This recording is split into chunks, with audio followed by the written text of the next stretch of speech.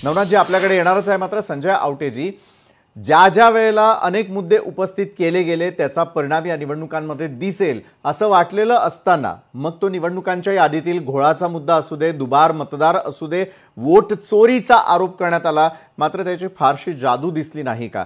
मात्र दोन्ही पक्षांमध्ये एक कॉमन विषय होता, तो म्हणजे जेन झी संदर्भातला, की जेन झीजनं इतर ठिकाणी काय केलं तशाच प्रकारे जेन झी नेमके कुणाच्या बाजूला आकर्षित केले जातात. कारण येत्या काळातील महाराष्ट्रामध्ये होणाऱ्या स्थानिक स्वराज्य संस्थांच्या निवडणुकांमध्ये देखील जेन झीचा मुद्दा गाजण्याची शक्यता नाकारता येत नाही. तर बिहार निवडणुकांमध्ये देखील त्यांनी खूप महत्त्वाचा रोल त्या ठिकाणी प्ले केला असल्याचं नवनाथ बन यांच्या बोलण्यातून आलं. मात्र खरोखर कोणते मुद्दे चालले, कुठले नाही चालले? दुसरीकडे बिहारच्या निवडणुकांमध्ये एक महत्त्वाचा मुद्दा होता, तो म्हणजे रोजगारासंदर्भातला आणि स्थलांतरणासंदर्भातला. त्याकडे देखील लक्ष वेधावंसं वाटतंय. संजयजी, हे विषय अगदी खरं आहे. हे सगळे मुद्दे महत्त्वाचे आहेत. फक्त मगाशी खुलासा करतो. मगाशी नवनाथ जे म्हणाले, तर मी असं नाही म्हटलं की नितीश कुमारांचा पक्ष हा सिंगल लार्जेस्ट पार्टी होईल. मी असं म्हटलं की तेजस्वींचा पक्ष आरजेडी पार्टी झाला तरी आश्चर्य वाटू नये, जरी एनडीए की सत्ता येणार असते तरी सुद्धा. आणि नितीश कुमार हे एनडीए मध्ये सर्वाधिक जागा घेतील आणि ते मुख्यमंत्री होतील. एनिवे, तर माझा मुद्दा तुम्ही जो आता विचारलं त्याच्यामध्ये विशाल 2-3 गोष्टी किंवा एक जरा नीट विचार केला पाहिजे. एक, ते जनजी किंवा महिला किंवा हे सगळे लोक यांनी विकासाच्या मुद्द्यावर मतदान केलं, हे खरं आहे. पण याचा अर्थ असा अजिबात नाही की गेल्या 5 वर्षांमध्ये या सरकारनं खूप चांगलं काम केलं, किंबहुना विकासाच्या अनुषंगाने या सरकारनं काही केलंच नाही, अशीच भूमिका बऱ्यापैकी होती. मी तिचा उल्लेख केला की 3 महिन्यांपूर्वी चित्र असं होतं की पूर्णपणे सत्ताधीशांच्या विरोधामध्ये होतं, नितीश कुमारांच्या विरोधामध्ये, भाजपच्या विरोधामध्ये होतं.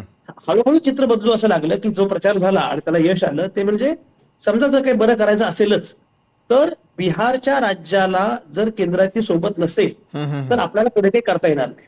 आणि केंद्रामध्ये जे सरकार आहे ते सरकार राज्यामध्ये असेल तर आपल्याला फायदा होईल, नाहीतर मग फटका बसेल. हा प्रचार बऱ्यापैकी पुढे चालला, हा त्यातला महत्वाचा मुद्दा आहे. एक बघा, म्हणजे एक तर हे खरंच आहे की स्थलांतरितांचा प्रश्न चालला, महिलांना पैसे दिले, त्यांच्या खात्यामध्ये पैसे आले, त्यामुळे ते सगळं हे झालं.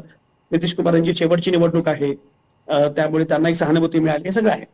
पण तुम्हाला सांगतो काही गोष्टी झाल्या, म्हणजे मला असं वाटतं याच्यामध्ये एक तर बिहारच्या राजकारणामध्ये प्रामुख्याने ज्या महत्वाच्या जाती आहेत त्याच्यामध्ये भूमिहार आहेत, त्यामध्ये वैश्य आहेत, त्यामध्ये मल्लाह आहेत, त्यामध्ये कुर्मी आहेत, बनिया आहेत, या सगळ्या जाती आणि यादव आहेत, या सगळ्या जाती फार महत्वाच्या.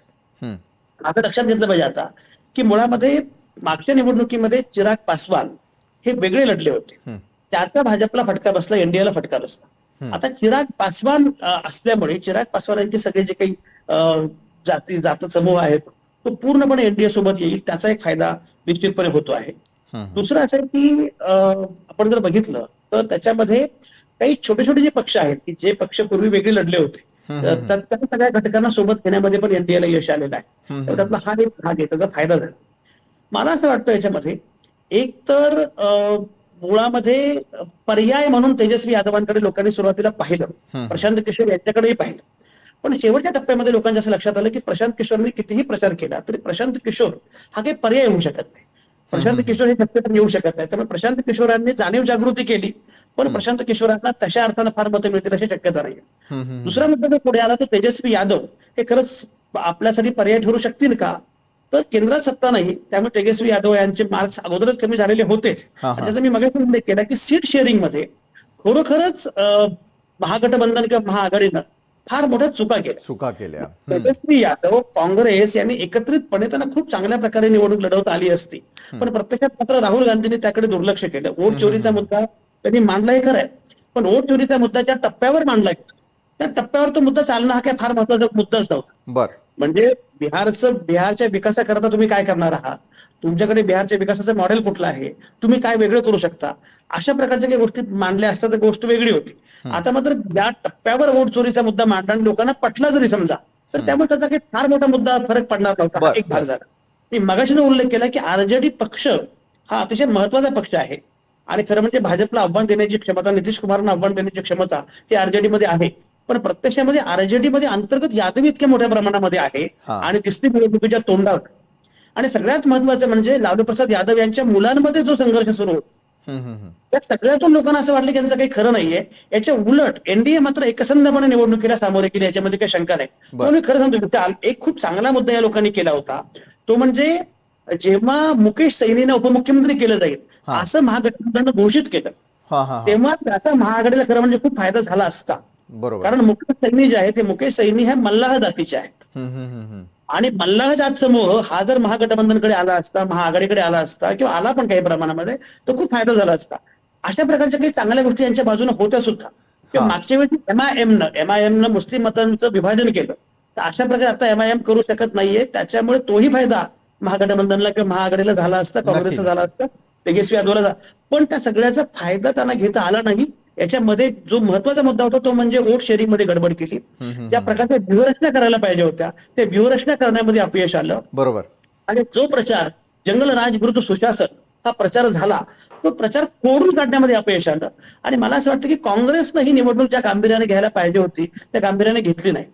अशा सगळ्या गोष्टींचा जो काही परिणाम आहे, त्यामुळे एक जनमत म्हणजे मी म्हटल्याप्रमाणे 3 महिन्यांपूर्वी जे परसेप्शन ही सत्ता नको, ही सत्ता बदलली पाहिजे, नितीश कुमार मुख्यमंत्री नकोत असं होतं, ते गेल्या महिना 2 महिन्यामध्ये मात्र नितीश कुमार नसेल तर मग कोण, पर्याय नाही म्हणून मग नितीश कुमार, पर्याय नाही म्हणून मग भाजप, अशा दिशेनं लोकांना यायला भाग पाडलं गेलं. त्याच्यामध्ये एनडीएच्या भाजपच्या एकूण प्रचार कौशल्याचा वाटा मोठा होताच, पण त्याच्यापेक्षा सुद्धा ज्या चुका महागठबंधनने केल्या, ज्या चुका काँग्रेसनं केल्या, ज्या चुका आरजेडीने केल्या, त्याचा फटका अधिक बसला असं मला वाटतं. आणि म्हणून मग जेव्हा मुद्दा निघाला विकासाचा, तर विकास करायचा असेल तर मग आपल्या पुढे भाजपशिवाय पर्याय नाही. आणि भाजप केंद्रातली सत्तेत आहे, हा मुद्दा पुढे आला. नितीश कुमारांची शेवटची निवडणूक आहे, त्याच्याबद्दल की सहानुभूती हेही पुढे आलं. त्यामुळे कुठलीही लाट तयार झाली नाही.